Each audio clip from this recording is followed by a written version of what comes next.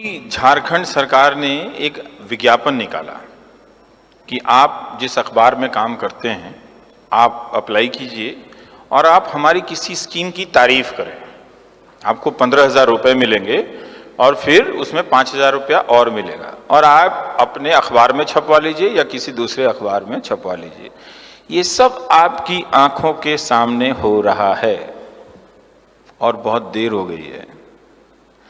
इसी तरह की हरकतें महाराष्ट्र में हो रही हैं, अलग अलग रूपों में। असम के पत्रकार कुछ बताते हैं, महाराष्ट्र के कुछ बता रहे हैं। तो पेड न्यूज़ का अलग एक तरीका आ गया है। तो क्रेडिबिलिटी की क्राइसिस अगर आप प्रधानमंत्री मोदी के जो समर्थक हैं उनसे भी पूछिएगा कि ये मीडिया देख के कैसा लगता है, तो कहेंगे बिका हुआ है। उनको भी पता है कि इस मीडिया की कोई क्रेडिबिलिटी नहीं है और उनको अच्छी तरह से पता है, पर वो एक्ट नहीं करना चाहते हैं। वो अलग अलग तरह के जाल में फंसे हैं। हर समय एक नया थीम आ जाता है तो उनके लिए भी मुश्किल होता है। एडमिनिस्ट्रेशन तो अब बात ही नहीं करता ऑन रिकॉर्ड। अगर आप दिल्ली में देखें, इसके पहले 2014 से पहले कभी हेल्थ सेक्रेटरी ऑफ रिकॉर्ड बोल रहे हैं या ऑन रिकॉर्ड बोल रहे हैं, ये सब बंद हो गया है, सब बंद हो गया है। तो अब कुछ पता ही नहीं चलता है कि क्या हो रहा है। तो एक क्रेडिबिलिटी एडमिनिस्ट्रेशन का भी है कि वो अब पूरी तरीके से मान लिया है कि अब उसका कुछ हो नहीं सकता, तो वो चुप हो गया है। अब जिस भी तरीके का वो समझौते कर रहा है, पता नहीं क्या कर रहा है वो।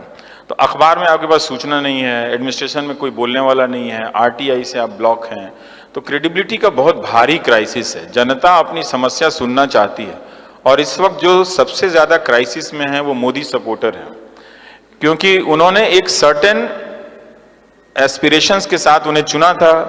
अब जहां कहीं कुछ नहीं होता है तो चाहते हैं कि पीएम तक बात पहुंचा दी जाए, क्योंकि वही हर बात के नेता हैं, है ना। तो वो बात ही नहीं पहुंचने देता है वो गोदी मीडिया जो है, तो वो बहुत परेशान है वो सारे लोग। तो इस मीडिया का स्ट्रक्चर आप समझिए कि ये क्या कर रहा है। ये जो मोदी के वोटर हैं उनको भी अपने दायरे से बाहर फेंक देता है कि हम जो लेक्चर देंगे वही सुनना है, तुम्हारा प्रॉब्लम हम नहीं सुनेंगे। और आप जो उनके वोटर नहीं है मान के चलें, वो आपको भी नहीं दिखाता कि ये वॉइस ऑफ डिफरेंस है या अदर वॉइस है, अदर रीजन है, आपको भी नहीं दिखाता। तो वो एक मीडिया जो है वो एंटी पब्लिक मीडिया है ये पूरा। इसीलिए मैं कहता हूं कि आज का अखबार और टेलीविजन लिख के पर्स में रख लीजिएगा। देर हो गई है वैसे बहुत, अब आप कुछ कर नहीं सकते हैं। भारत के लोकतंत्र की रोज हर पल 24 घंटे हत्या कर रहा है, उसका कीमा बना चुका है वो पूरी तरीके से अखबार और टेलीविजन। अपवाद स्वरूप कुछ पत्रकार बहुत अच्छा काम कर रहे हैं, खासकर हमारे समय में आप लोगों में से पता नहीं कितने लोगों ने नोटिस किया होगा, कुछ महिला पत्रकार बहुत ही शानदार काम कर रही हैं। वो अपने जोखिम पे, उनके पास बहुत अच्छी नौकरियां नहीं हैं, अपने सेविंग से वो लोग काम कर रही हैं। तो जर्नलिस्ट कब तक अपने दम पे काम करता चला जाएगा जब तक आप खड़े होकर पत्रकारों के सपोर्ट में नहीं आएंगे, एक अच्छी मीडिया के सपोर्ट में नहीं आएंगे, बहुत सारे सवाल छूट जाएंगे। और आप एक पैटर्न देखिए, मैं इसको इवेंटोक्रेसी बोलता हूं। हर हफ्ते एक नया इवेंट लॉन्च होता है। वो प्लास्टिक वाला इवेंट तुरंत फेल हो गया। पता है क्यों फेल हो गया टीवी पे? क्योंकि क्लाइमेट वाला मामला था। उसमें अगर आपको रिसर्च करना पड़ता, उसमें बच्चे आते, फिर लोग दूसरे तरीके से बात करने लगते और आपको उस इंडस्ट्रियलिस्ट को क्वेश्चन करना पड़ जाता जो जिसके पैसे से सरकारें बनती हैं। तो वो 2 मिनट में बंद हो गया, वो प्लास्टिक वाला इस्तेमाल वाला टेलीविजन से। लेकिन कश्मीर आ जाएगा तो ट्रक पे लिख के पढ़ लिया है न्यूज एंकर। घर आ रहा था तो देखा कि दूध मांगोगे तो खीर देंगे, कश्मीर मांगोगे तो चीर देंगे। अरे ये वाला टॉपिक है, चलो इसी तरह से करो।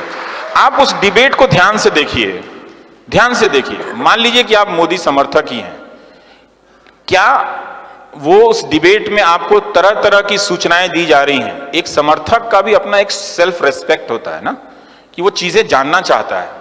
तो क्या वो मीडिया आपको ढंग से बता रहा है, आपका सेल्फ रेस्पेक्ट बढ़ा रहा है? वो दरअसल आपको इंसल्ट करता है रोज कि आप उनके वोटर हैं। आपको गलत बातें बताकर, झूठ बातें बताकर लाल रंग का टांग देगा। चिन्मयानंद स्वामी के खिलाफ कुछ होगा, सब साइलेंस में चले जाएंगे। आजम खान के यहां बकरी पे भी केस होगा, घंटों घंटों बहस होने लगेगी।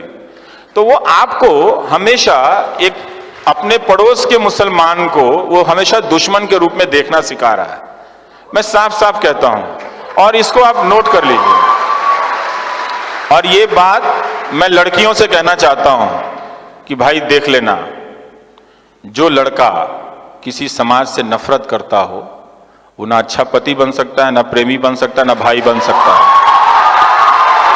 देख लेना, ऐसे किसी लड़की से, आईटी सेल वाले से शादी मत कर लेना भाई, बता रहा हूं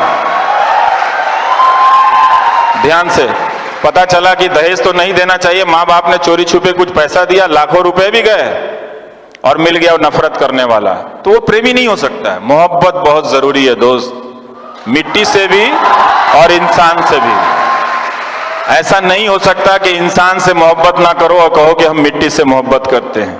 हम मिट्टी से मोहब्बत इसलिए करते हैं कि उस मिट्टी में बसने वाले इंसानों से भी मोहब्बत करते हैं। ये बात ध्यान रखिएगा। आज इंदौर में बीजेपी के आईटी सेल के प्रभारी हैं विक्की मित्तल, फेसबुक पे उन्होंने क्या लिखा कि गोडसे जी की पिस्तौल की नीलामी करवा दीजिए, पता चल जाएगा देशभक्त थे कि आतंकवादी थे। हम यहां पर आ गए, गांधी को मारने वाले के लिए ताली बजा के आप हिंदुस्तान नहीं बना सकते, नहीं बना सकते हो आप। जिस देश में गांधी के हत्यारे को देशभक्त कहा जा रहा है, तो गांधी क्या आतंकवादी थे? अब हम यहां पर आ गए हैं, क्या आपने उनको वोट दिया तो इसकी सजा इतनी दी जाएगी आपको कि आपको मूर्खों के झुंड में बदल दिया जाएगा? कि एक वोट देने के बदले, आप कितना प्यार करते हैं प्रधानमंत्री को, लेकिन उसके बदले में आपको उस झुंड में बदला जा रहा है कि आप गांधी के हत्यारे को गोडसे जी कहें। थोड़ा सावधान रहिए, हो क्या रहा है इस देश में। और वो फेसबुक पे लिख रहे हैं, ये कभी हुआ था?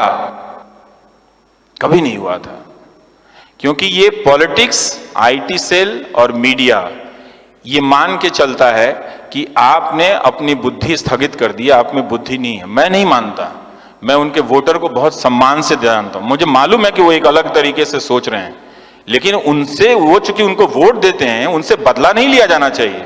उनको सजा किस बात की दी जा रही है कि उनसे ये कहा जा रहा है, अब चूंकि तुम उनको वोट देते हो, तुम अब मुसलमानों से नफरत करने लगे हो, तो चलो अब गोडसे को भी गोडसे जी बोलो।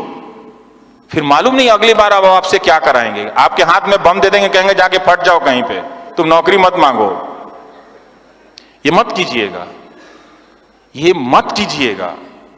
ये शर्म की बात है कि हमारे देश में गांधी की हत्या हुई,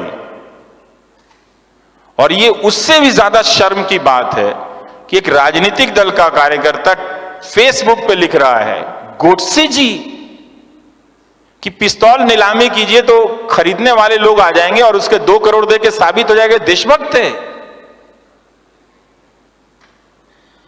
गांधी की लाठी की कोई कीमत नहीं है दोस्तों, कोई कीमत नहीं है उनकी लाठी की।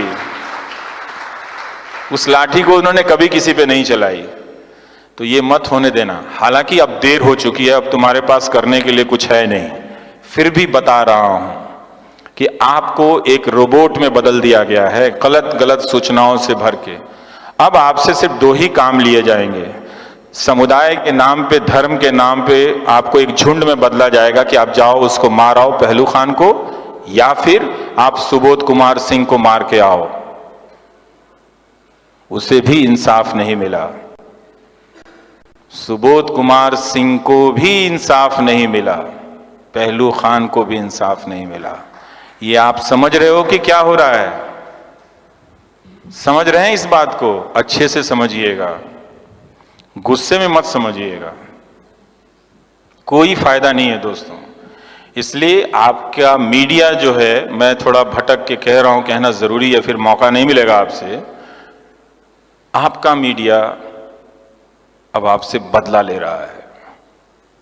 जब तक आप अपने आप को अलर्ट नहीं करेंगे, एक्टिव नहीं करेंगे, ये मैं क्यों कहता हूं कि आप इन अखबारों को पढ़ना बंद कर दीजिए, इन चैनलों को देखना बंद कर दीजिए और पैसा प्रधानमंत्री राहत कोष में दे दीजिए। ये मैं इसलिए इस उम्मीद में कहता हूं कि आप दबाव डालेंगे तभी मीडिया स्वतंत्र होगा, तभी मीडिया स्वतंत्र होगा। और एक बात जान लीजिएगा, मीडिया की स्वतंत्रता हम सिर्फ अपनी नौकरी के लिए नहीं कह रहे हैं, आपके लिए कह रहे हैं। जब मीडिया नहीं होगा